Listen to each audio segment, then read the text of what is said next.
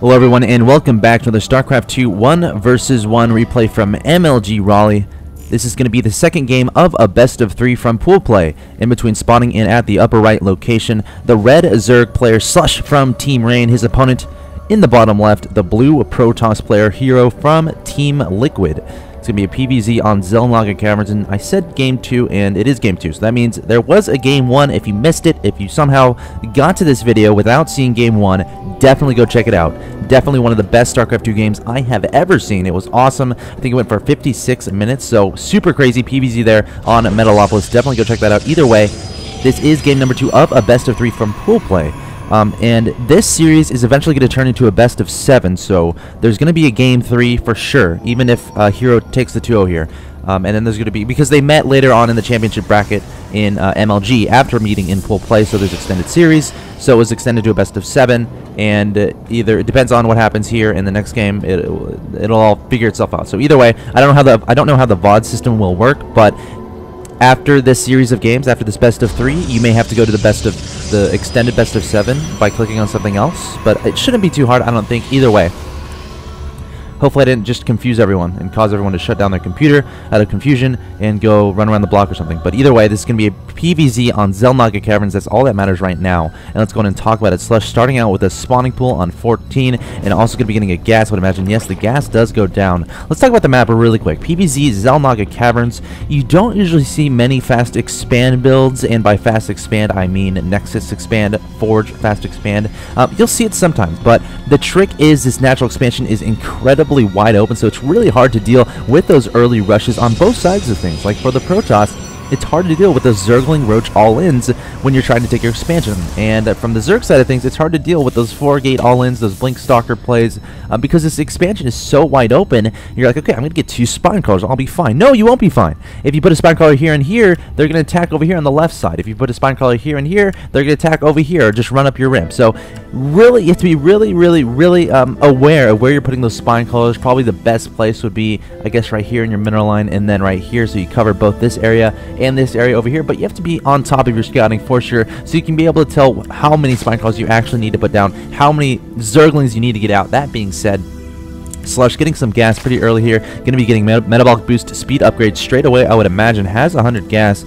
I guess he's I guess he forgot it, getting something else instead. Okay, he's building his hatchery first, since he can afford to do that, since the probe isn't blocking that from going down. Would not be surprised to see him get that metabolic boost speed upgrade fairly soon for those Zerglings for that early defense. But keeping guys in gas, it's actually really interesting. I'm wondering why he's getting so much gas this early on in the game. Definitely implies some sort of early layer, maybe a Roach Horn for a Roach Rush or something, but definitely remains to be seen. Meanwhile, back in Hero's base is a Gateway and Cybernetics Core forming off his wall, has both of his gases. Definitely implies some sort of tech play or some sort of 3-gate expand play with a lot of sentries, but looks like he is putting down a Twilight Council.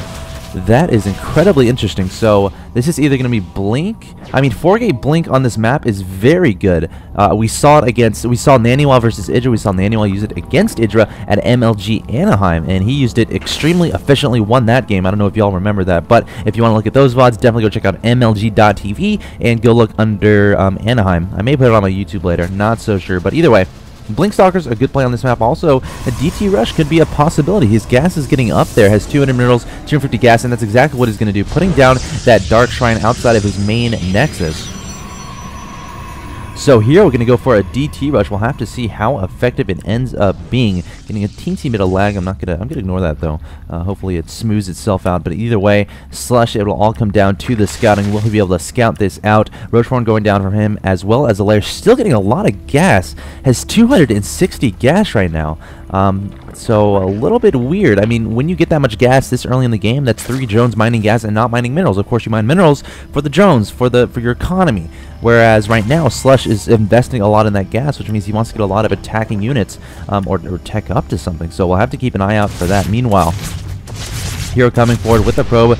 Doesn't see much, sees that this natural expansion was in fact completed. A lot of Zergs will like doing some nifty stuff where they cancel the hatchery and then go for some sort of crazy Ling Roach all in. But either way, Hero's Dark Shrine is about 75% of the way done, and I'm not sure if Slush is going to scout this out. I mean, something you can do as a Protoss player, you can poke forward with a lot of lanes. You can count the number of sentries your opponent has. If he only has 3 like this and a Zealot and a Stalker, that's a big tell that he's teching behind it, like either a Stargate or some sort of DT play. But either way, Slush not even poking forward with a Ling here. Very confident with his play, I guess.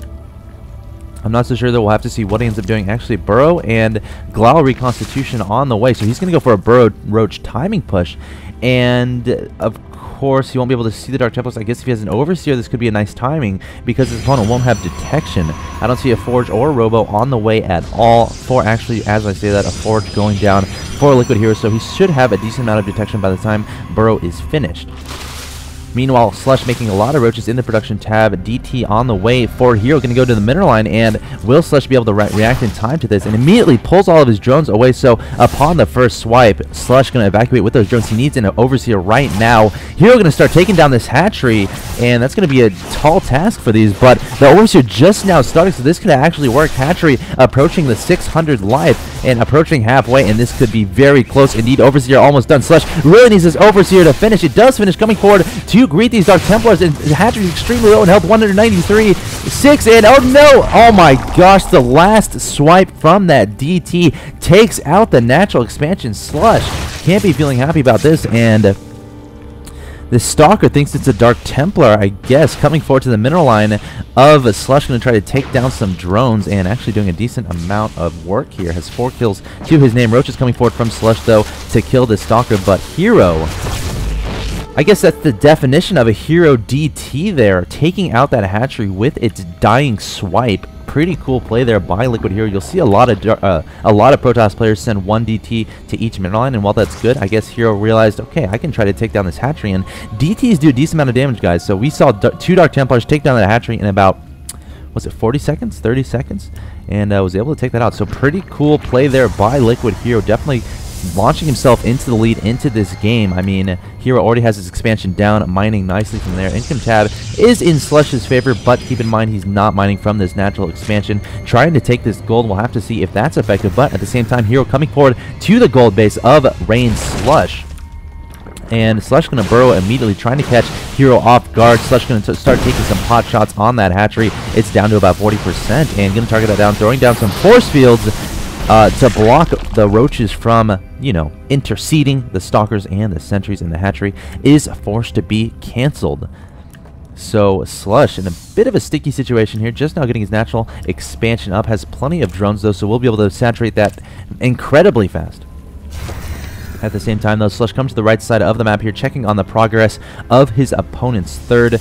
Meanwhile, Hero going to be backing up as well. Where does he go from here? Has a robotics facility down. Chrono boosting out an Observer. We'll have to see if he goes for that Colossi play. At the same time, Slush coming forward with a lot of roaches to the natural expansion of Hero. Has to be careful not to be taken off guard by any force fields from Hero. And Hero going to throw down 2 force fields, traps 1 roach. They try to burrow, but there is a cannon here giving detection. Observer on the way as well. Another force field going down, trying to trap another roach. But Slush going to be backing away from there. Really wants this gold to go down, but I do not think Hero is going to allow that. Changeling was chilling at the watchtower, going to be spotted by Hero and taken out. So from here, we have an infestation pit on the ground for Rain Slush, about 20% of the way done. So going to be transitioning into that Infestor play. Not a bad unit composition at all. Infestor roaches. Infestor, of course, for those fungal growths to keep your opponent still, and then bringing forward the roaches to do all the damage at the same time. Hero taking down the rocks towards his third. Definitely thinking about taking his third pretty soon here. And he does have Blink on the way, as well as +1 ground weapons. Or is that +2? +2 ground weapons on the way.